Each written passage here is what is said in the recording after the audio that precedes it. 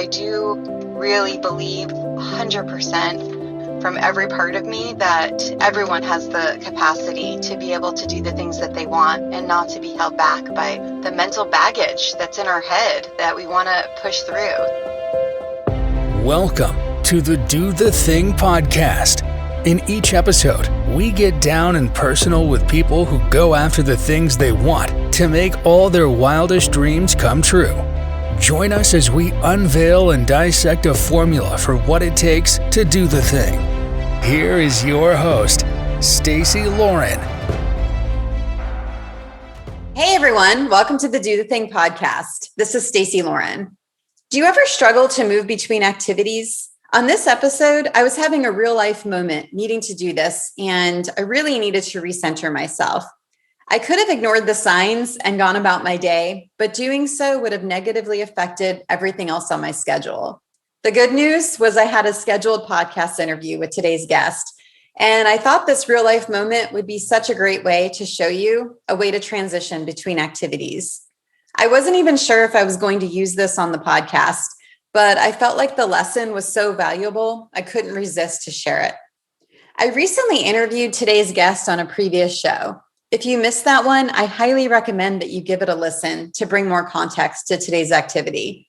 We open this episode a little bit differently. You'll get to hear her as she helps me identify my intention and bring all the awareness back into myself. And I love how much more grounded and centered I feel when she finishes.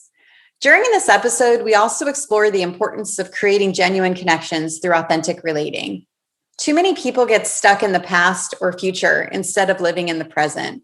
Doing so keeps us from ever experiencing moment-to-moment connections. It fascinates me how authentic relating transforms how you converse with everyone you run across in life, whether on a romantic, personal, or professional level. Okay, here we go. Welcoming back Kate Middleton to the show. Hi, Kate. How are you? Oh, I'm pretty good. I'm on I'm just taking a quick break from this somatic training I'm assisting. So I'm like on Zoom a lot right now. Oh, gotcha. Well, actually, that's cool. I was thinking that's why I hit record right now, because my boyfriend's in the process of leaving for the day. We just had a great 2 days together. And I thought, and I don't know if I'll have this on the podcast or if I'll edit it out, but I was thinking it would be cool to do this transition from me going from this one activity to now going into another activity. If you're like, we could just do a quick little 2-minute thing together. Let's do it. All right.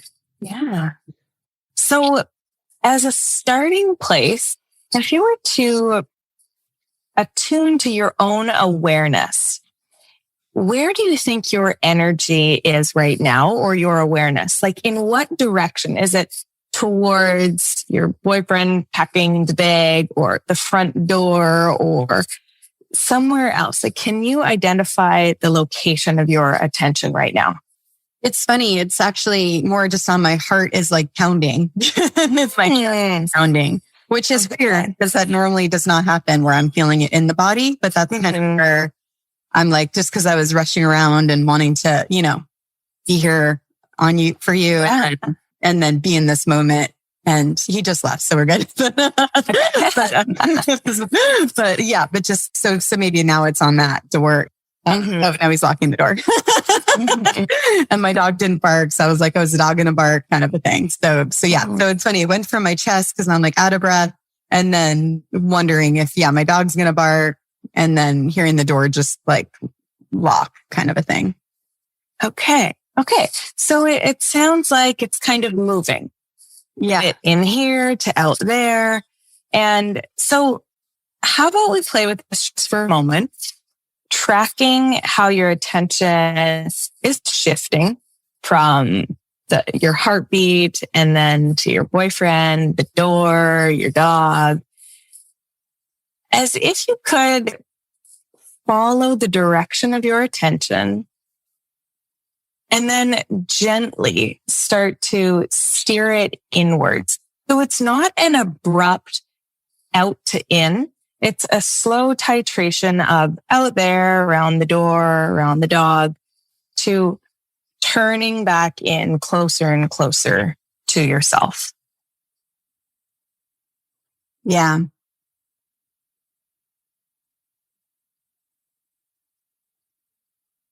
Yeah. And you might be able to bring it in to the space behind you and the space on either side of you and the space in front of you.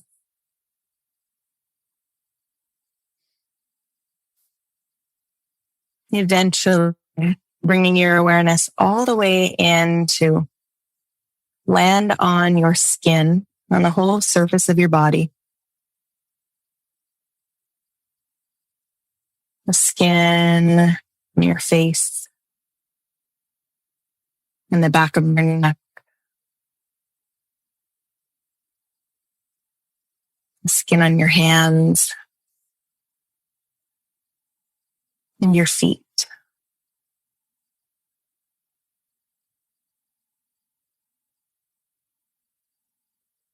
And then inviting your awareness in layer by layer, a little deeper into the inner terrain of your body.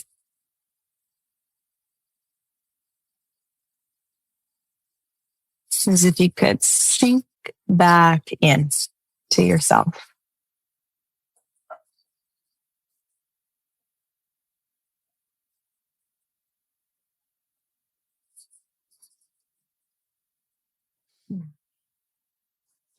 It's unbelievable to me how you can just take, I'm like totally recentered. It's so unbelievable how just like something, which I don't know how long that just was, but it really works. You know what I mean? It's so crazy to me. Mm-hmm. Yeah. Thank you. That was good. Yeah. And if you guys are listening, don't do that in the car while you're driving, but feel free to play it back. And okay, so for those of you that got to hear Kate on her other episode, she did an amazing job explaining pretty much kind of what we just did, somatic therapy and how to connect back to your body and be able to really do things out of alignment from yourself. So then when you want to like be in conversation or do things, you're doing it from a place of alignment and coming from inside of you. And so I did ask Kate to come back on because I actually noticed through more interviews I think I've done since Kate and I did an interview, I think I've done like at least 10 more interviews. And another piece to the formula that keeps coming up is surrounding yourself around like-minded people. And I had listened to a podcast episode Aubrey Marcus did. I don't know if you guys are familiar with him, but I love his podcast. And he did one on circling. And circling is another form of authentic relating.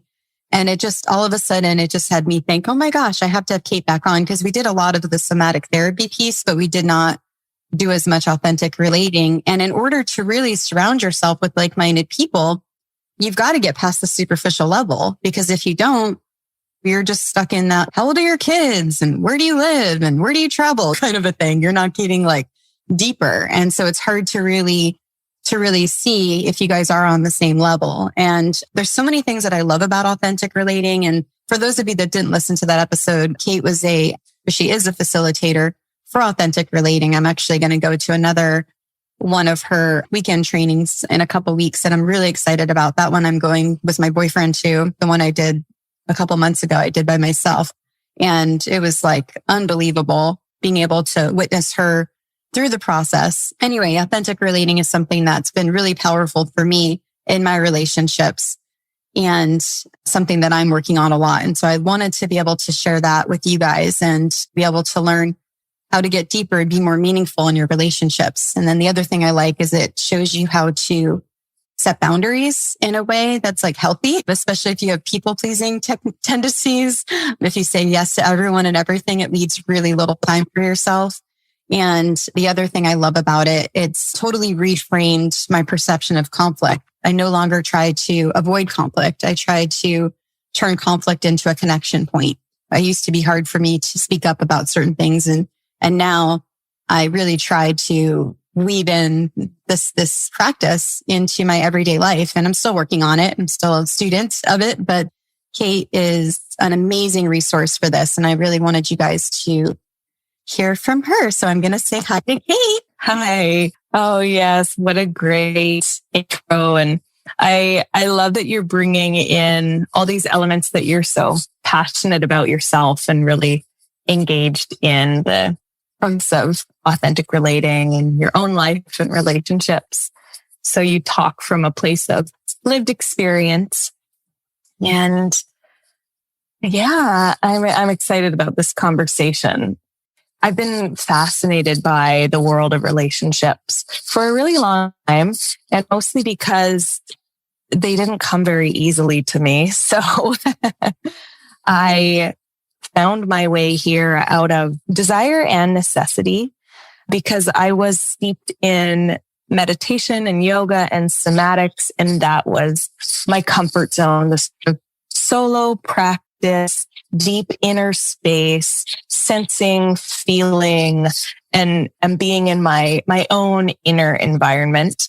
And the missing piece was really bringing that out into relationship. And it became clearer and clearer to me that all this relating to myself and getting to know the nuanced layers of myself and even really touching into my own truth was, and this is maybe a bit of a stretch, but almost useless if I wasn't actually bringing it out into the world and into my outer relationships. So that was what sort of launched me on this path. And ever since then, there's really been no going back. And I love the way that it enriches relationships in every sense of the word and every sort of relational dynamic. Of course, intimate partnerships and family dynamics, and also in the workplace and beyond. So that's a little bit of my why in this work. Yeah, I think it's amazing when you have that desire to learn something and then you now have not only learned it for yourself, but you're able to now teach other people how to have it in their lives. And I feel like then you're almost even knowing it even more, right? Because you're getting it more of the experience with it. Mm-hmm. Mm-hmm. Yeah, absolutely. And I love being able to play around with bringing the somatics in and the sort of personal inward journey into the more expressive relational practice of authentic relating. Because, for example, from an attachment perspective, we really need access to both. And most of us tend towards one end of the spectrum feeling more familiar or easier to us, whether that's expressing outward and being in connection with others or retreating inward and being in connection with ourselves. So yeah, and I think you, and for those of you that didn't listen to Kate's first episode yet, please listen to that. You'll be able to see it with her name. I put Kate Middleton, so you could just search for that specifically. And she goes really deep into what somatic therapy is. But the idea that I get from it, and I think you might have said this on the episode, is the more comfortable you are with yourself in your own skin, the easier it is to connect. That's why, like in our work together, we've been able to, that was kind of our first focus before I switched more into authentic relating, because I had to get more comfortable in my skin, which is kind of that similar to what we just did in the very beginning of the episode, where I just had to take a couple minutes to reconnect because I just felt very scattered since I was in this transition from doing the podcast to my boyfriend leaving for the day. So anyway, I don't know if that's just a high level of somatics, and then we can talk more about authentic relating.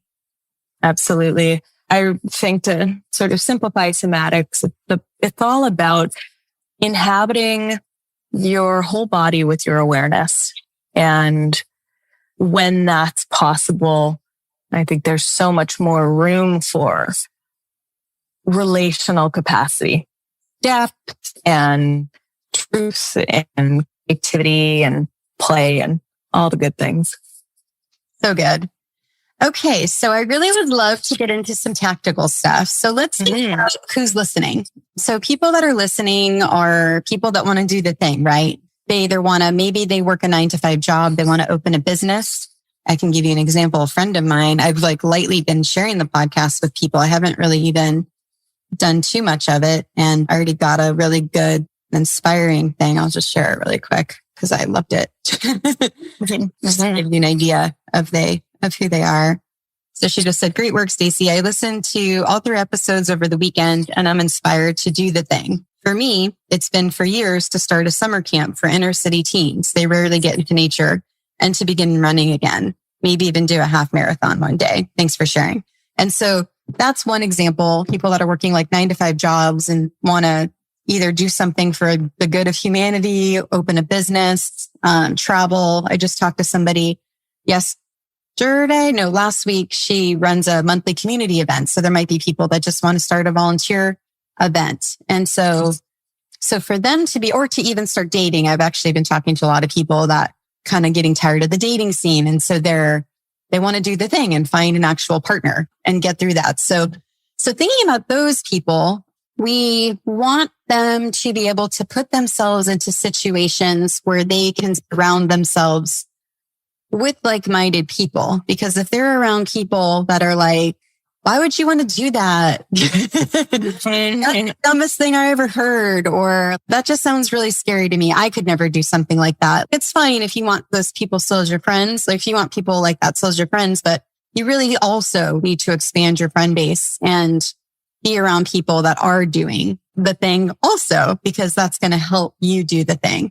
And so let's say they go into Meetup or they go on Eventbrite and they're like, "Okay, what would be a good event for me to go to?" And let's say they want to start a business. So they go to a marketing meetup event and they go there. And what would be a way that they could integrate authentic relating into something like that, like to open up the conversation and get a little bit past the superficial layer? Maybe we can kind of like walk through that scenario. Yeah, this is a great one. So in these sort of situations, what I've noticed is that most people are really quick to put their desire or intent out there. "I'm here for this. This is what I do. This is who I am."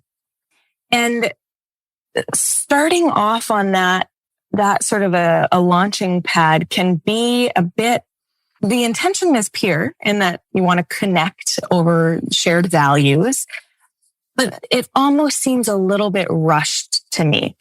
And I would prioritize bringing in human connection and really getting curious about what these people are going through in the moment. Maybe what it is that they really care about that has moved them in this direction to maybe shift things in their life or take a step towards doing what they really want to do. So I think a starting place is bringing in curiosity and receptivity and actually taking in what the other participants or other people in the space have to say, so that you come with not just an open mind, but an open awareness and open body to learning something from others.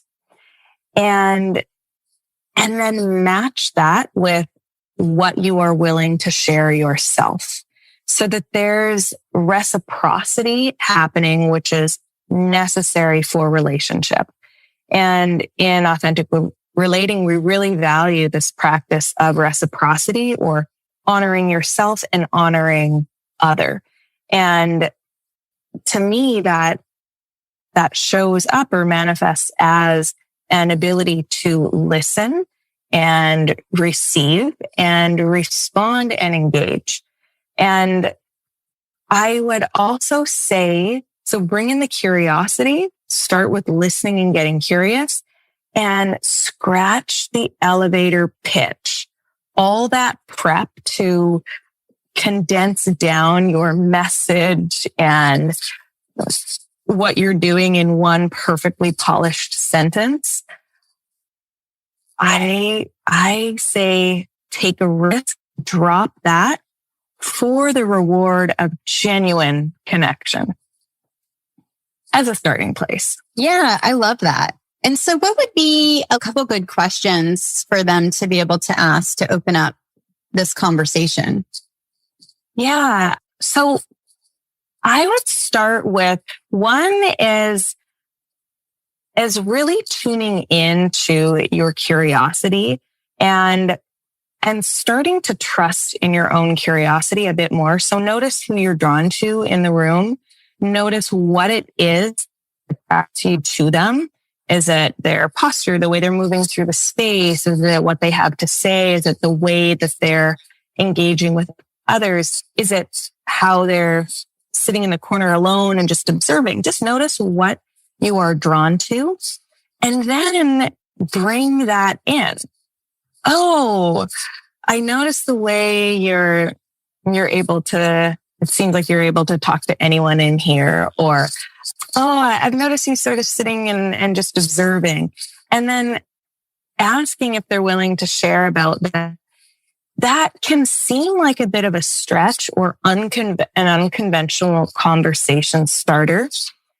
But my assumption is that you're in these spaces to have conversations that are out of the box and to open you to new ways of thinking and being in the world. So follow your curiosity and start there. I'm curious about this, or, oh, I noticed I was drawn to you because of this. And then start to inquire, what are you really curious about? And it could be anything.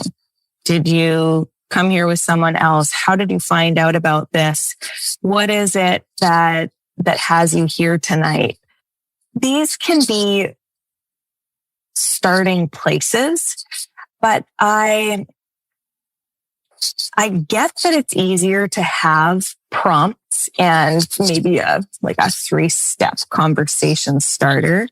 But what I found that really sparks interesting, fun, creative conversations are the ones that come from a real curiosity and then taking the risk of asking the questions that might not be the typical polite conversational questions, and trusting that if the other person doesn't want to answer them, that's absolutely okay. But you take the risk to initiate a conversation in the direction that you really want to go.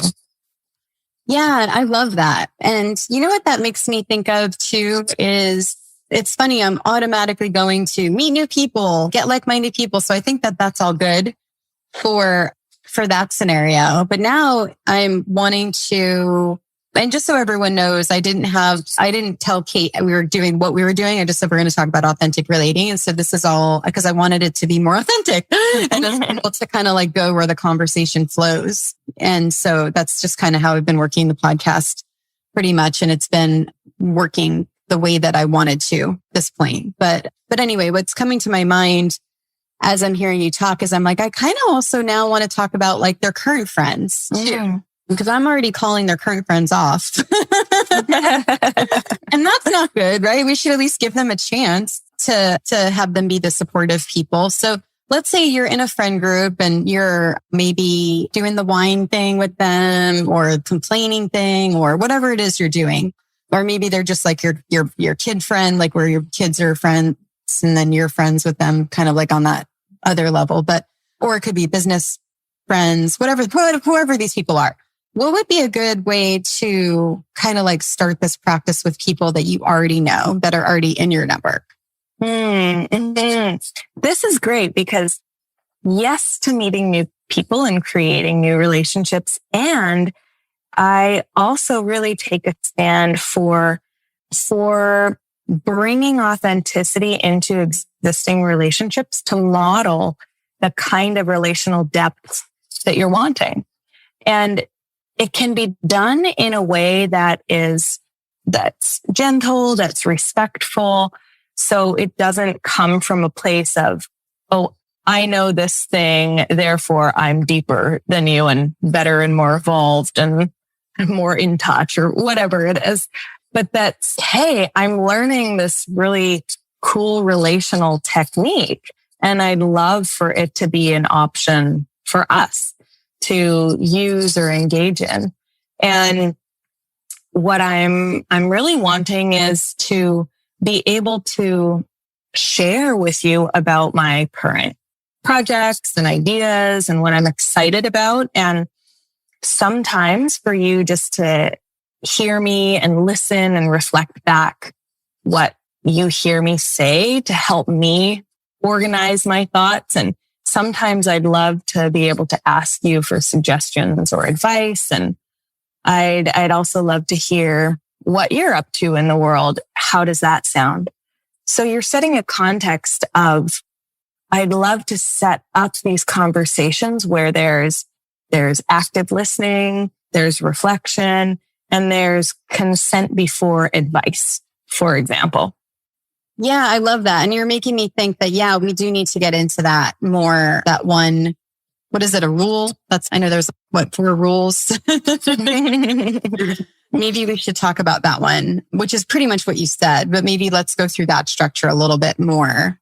So in a reciprocal conversation, there is usually one person sharing at one time and one person listening. And often we think that it's just the person sharing or the person talking who's sort of engaging in the conversation, and that listening is maybe something a little bit passive and you're just sort of sitting there and taking it.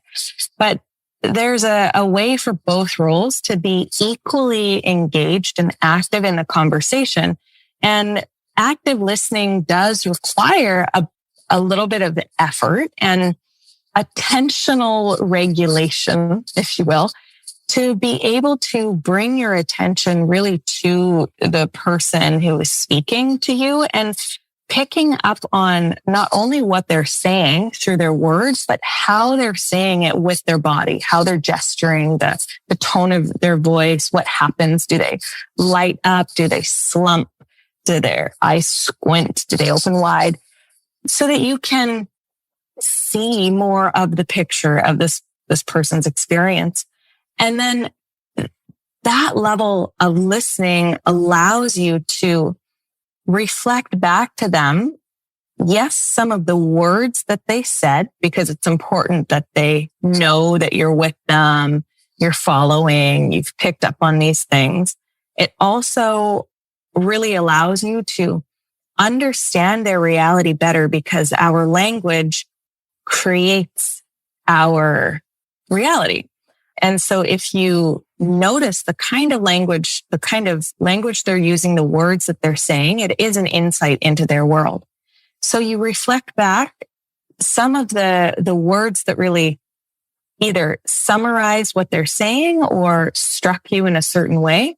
And you can also reflect back, oh, and when you said this, I noticed your arms reached out, or you put your hand on your heart. And so you're also reflecting back that how they were sharing what they were sharing. And this will allow them to feel really seen and heard. That also makes room for you to get curious and, and I'm wondering what that's about. If you want to. The listening, active listening is not just a free pass into giving advice or going straight into, that reminds me of a time that I did this, and telling your own story about it. It's really a relational practice of receiving this person until they feel complete. So I would also say, is there anything else? Is there anything else you want to share as a role of active listener? Yeah, it's so huge, I think, too, because it really does build that closer connection when someone feels heard and seen by the things that you are able to say. And I know how impactful it is in my relationships, and it's changed a lot of things for me personally that I've really loved. I think that's one of the things that I love so much about it. I actually did a future, gosh, what is that called? Like future self coaching session I had a Dr. Case on, who I'd worked with on and off for a few years. And she did an episode on the brain, I think I mentioned, and like how to like deactivate when certain things are happening, focused on the brain. And we did a coaching session just after she did, almost like a nice little kind of gift for me after the session. And it was like looking at myself like 5 years from now, what I want for myself. And I had to really think about what it was that I wanted and what came up for me. And I'm getting sidetracked for a minute, but it's just, this is what's coming up for me right now. So I'm sharing it. But yeah, it was it had to do with my kids, and it really was authentic relating, because it was like, I want my kids in 5 years to be able to say that I heard them. I saw them, like they felt seen. My kids felt seen. My kids felt heard by me as their parent. And I feel like a lot of that is coming from that active listening and reflecting back. Because sometimes when you hear something back, you hear it in a way that you didn't even hear it when it was in your head too. Absolutely. Absolutely. That's one of the real gifts of being a deep listener, is that you help the person speaking, to clarify and then even expand upon what they're sharing. It's also often an invitation to share more. If you're openly listening, it shows that you are still with them and open to more. If not, we tend to shut down and disengage and drift off, or start talking about ourselves, which says something else. Yeah. Yeah. So I would love it, if you don't mind. I think this is a good transition. If you could just, because we've touched on it a little, but I'd love to do a bigger kind of story about it, is give the listeners a good idea of what authentic relating is. So authentic relating it's a set of tools and practices to help you connect with yourself and others in the present moment.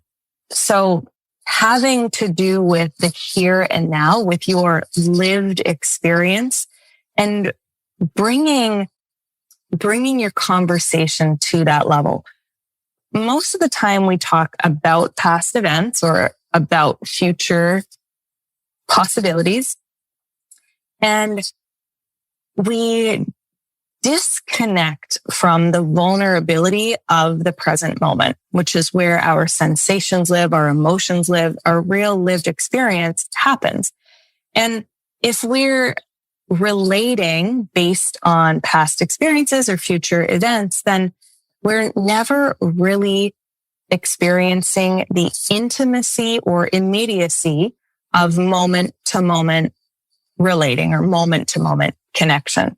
So authentic relating is a way of bridging realities, essentially allowing us to live in a shared reality with another for a certain amount of time. And it, of course, includes speaking about the whole timeline of experience, past and present and future, but it really prioritizes the present moment, because that tends to be what's lacking in everyday or conventional conversation, because it is vulnerable. It is intimate to share, like, oh, and what's happening for you right now as you tell me about your Mother's Day, or yeah, what's happening in your body now as you tell me about your 5-year plan. Yeah. So you're just connecting more into how the other person is feeling versus to what they're saying. There's that. And so that's sort of an element of authentic relating, is being able to bring conversation to the relational level, which means to the present moment. And then there's the task of being able to stay with another in their experience, and to stay with yourself and make contact with yourself in the moment. In relational context, we tend to slip back into associations or past experiences that are resurface in the present moment. So they feel very real and they feel very now, but they're maybe a lived experience from when we were 9 years old instead of present moment adult self. So the practice of authentic relating is being able to differentiate and to presence yourself in your now lived adult experience and bring in these other pieces and parts, the tenderness, the ugly parts, the rebel, the this and the that, but to name it or state it in a way where you recognize that it's not you in this moment, but it is a part of you. So there's real room for the whole human experience, and there's a value on expanding to become or maturing to relate as your adult self, even when you are activated, even when you're triggered in conflict and you want to revert back to seeing the world through your 9-year-old lens, for example. And so what would be a good example of something if someone's like, okay, I'd like to try this. Let me go do it today. What would be something they could do today that would be good for them? So I think one of the most powerful shifts is using language to notice and name your experience as something that you are experiencing, but not as yourself. Oftentimes we'll claim our felt sense or our emotions as a way to protect and defend our sensitive parts. So for example, we'll blame others. We'll say, you make me feel this. You always do that. When what's really happening is if you bring attention to yourself and you really make contact with your experience, is, I'm noticing a heat, a hot clump of something in my throat. And I feel a squeezing between my eyes and a quivering in my voice. I feel some fear and an anger here. And I think it has something to do with the way that you're not looking at me while we're talking. And I really want to feel you here in the conversation, for example. So shifting from blame to ownership of your own experience, and then noticing and naming the reality of your experience rather than the story around it. So really bringing it back down to raw sensation, emotion, and then referencing what sparked that rather than starting with the what happened. So therefore it's not my responsibility or fault or whatever way we try to deflect. My real go-tos are noticing and naming. What are you feeling? Where are you feeling it? And how can you bring voice to that? Yeah. And then it kind of doesn't give someone an opportunity to be defensive because it's your own experience that you're sharing. Exactly. It's pretty tough to deny someone of their own experience. And that's a whole other conversation, but well, this reminds me of, I was doing a therapy thing at one point and they taught this thing called a FAB, and it's, I'm feeling about because. Okay. Instead of saying like, you did this, you did that, you're like, I'm feeling blank about blank because blank.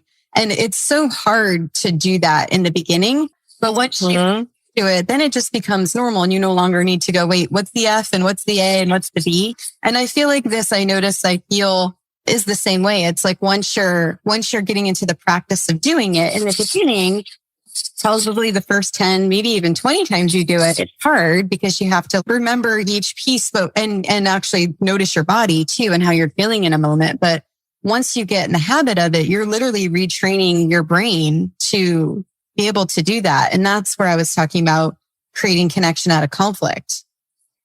Yeah, absolutely. And just to add in for those of you listening and wanting to practice this, if you find it tough in the moment, in real time, to breathe, pause, check in, notice, and name your experience and take ownership of it, that just as an exercise or a practice, what you can do on your own time is think of all the ways that you blame others for your experience and your go-to. I'm just going to make one up, but I'm always late because of you, or you don't care about me, or these projections or assumptions or sort of blamey ways we go about disconnecting from our own experience. Visit those, look at all of them or some of them, let's say the main themes, main ones. And then in your journal, you can write out a more conscious approach to communicating that. I notice when you say this, I feel this, and what I'm really wanting is this. Or I'm feeling this about this because this. And you go about it that way so that you can begin to reorganize your idea of how to communicate these concepts to others. And then when you go to bringing it into conversation in real time, it's a little bit easier to slip into that new groove. Yeah, I love it. I just don't think like enough people are doing this type of thing. You know what I mean? Where they're really thinking through how to make, either they're not speaking about things that are bothering them, and that's not good because then your body's still getting all those emotions and it's not coming out, or they're doing it in a way of argumentative or, like you said, blaming. And so, yeah, having a framework for conversation like this is so huge, I think, with everything. Absolutely. And there's so much talk and awareness around practices, let's say like gratitude practices or morning routine or meditating every day or having warm lemon water as soon as you wake up, that have become accepted or mainstream. And I am still a little baffled as to why these relational pieces and conscious communication aren't included in that, or in those sort of holistic routines, because to me, it really lays the foundation of holistic relationships. So true. Yeah, like doing a practice every day, even if it's not with a person, it's like you said, writing it down in your journal, because then it's starting to frame a new language almost in your brain that it's just having more experience with it. Mm-hmm. So, yeah. So, okay, cool. So I love that you went there. So so we were able to do a little bit of that conflict, turning conflict into connection. I think that's really good, because I think that's been huge. I was the person that was not the yeller, but was the sucking it in your body. And that's not good. Let me just tell you, it is not good. And a good book on that, if you guys are interested, it's the Personality Isn't Permanent. It's really good. It talks about the body keeps the score is also good, but I think Personality Isn't Permanent is like a simplified version where it just talks about what happens when you suppress your emotions and you're not speaking up for things that you need or want. These tools are really a way to create spaces of permission and acceptance for you to be more you. Yeah. Okay. I love that. Can you expand on that a little bit more? Yeah, absolutely. So most of us were not modeled or brought up in, say, classrooms or homes where our genuine, authentic experience was welcome at all times. And that's absolutely okay. But what it tends to do is instill this belief that we need to sacrifice our own experience in order to belong. And it's kind of a paradox, because I believe that true belonging can only come from bringing your true self to an experience. Otherwise, even if you're accepted, it doesn't feel like belonging. So in these relational practices, of authentic relating, we're essentially expanding our capacity to be with another in their own experience and not have to fix it or change it or squirm our way out of it or say something to make them feel better, which is really just to make us feel better. But expanding our capacity to be with someone else in their authentic experience and expanding our capacity to be with our own and to bring that into conversation and to rewire a new belief around authenticity and belonging. And there is a way that we could do all this work, all these practices to bring in our authentic experience and be more present. And we might be listened and reflected to by others. But if we aren't willing to actually take that in and actually take in that, oh, this other person might really want to be with me and in my truth, then we'll be stuck in that belief of, oh no, that's not possibly true. They couldn't really want to see the real me or know the real me. They're just saying that. They're just being nice. This is just, so I think it's both a practice of bringing more of yourself and then being open to having a new experience. Yeah, I really like that. So is there anything that I have not asked in regards to this that you think would be helpful for the listeners in regards to authentic relating?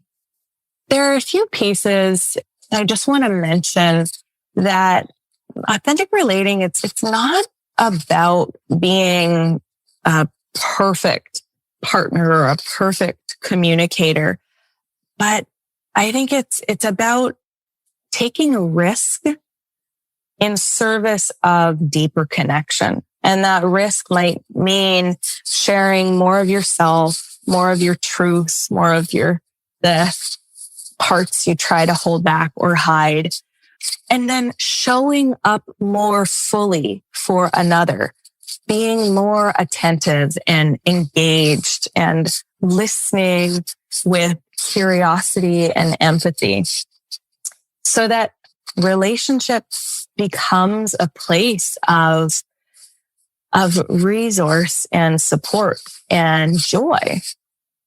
And then is there any practice that we didn't talk about that you think would be good? Obviously, there's so many that would be good. Like so many just from like a ABC level of kind of getting into this. Okay, so here's one, and this is something to bring in, well, really at any level of relationship, whether it's brand new or you spent an entire life knowing this person, you can use this, but it's especially helpful in either intimate partnerships or family dynamics where there's familiarity there and potential conflict and tension. To notice what stories or assumptions you're running and check them out with the other person. For example, I'm just going to make something simple up, but let's say my boyfriend walks past me in the morning without saying hello or good morning or giving me a good morning kiss. And I just assume he's mad at me because I woke him up when I was getting ready this morning. I could go straight to this, oh no, he's mad at me, or he's mad at me. I was just getting up, and I could take it in so many directions to create more distance and tension. Or I could say, hey, is anything up for you? I'm sensing maybe something's here. I'm running this story that you're upset with me because I woke you up this morning. And he might say, oh no, I'm just still half asleep myself, or I've got my headphones in and I'm listening to something. Or he might say like, actually, yeah, I was kind of annoyed, and you can go from there. But I think that's a really key piece is picking up on what stories or assumptions you're running and checking them out with the other person before taking them any further. Oh my gosh, that is such a good one. I love that. I love that so much. I know I gave my reason why I think authentic relating is important for people to do the thing. Is there anything else that you'd like to add to that on why you think authentic relating is important, helpful, useful in regards to doing the thing? Yes, I love this. So in my world, doing the thing has a lot to do with being in touch with your desire, your passion, your truth, yourself. And so in order to walk the thing into the world or to bring this idea into fruition, I believe that you need other people around you who also believe in your truth and see your truth. So they can either call you out and call you up, or they can be there as a support when you're doubting yourself. And there's also a collective momentum, or like a slipstream, that you can slip into at times if you need some inspiration or motivation, when you have other people around you who are also doing the thing and who are also invested in authentic relationship and conscious communication, which I think is really vital to your messaging too.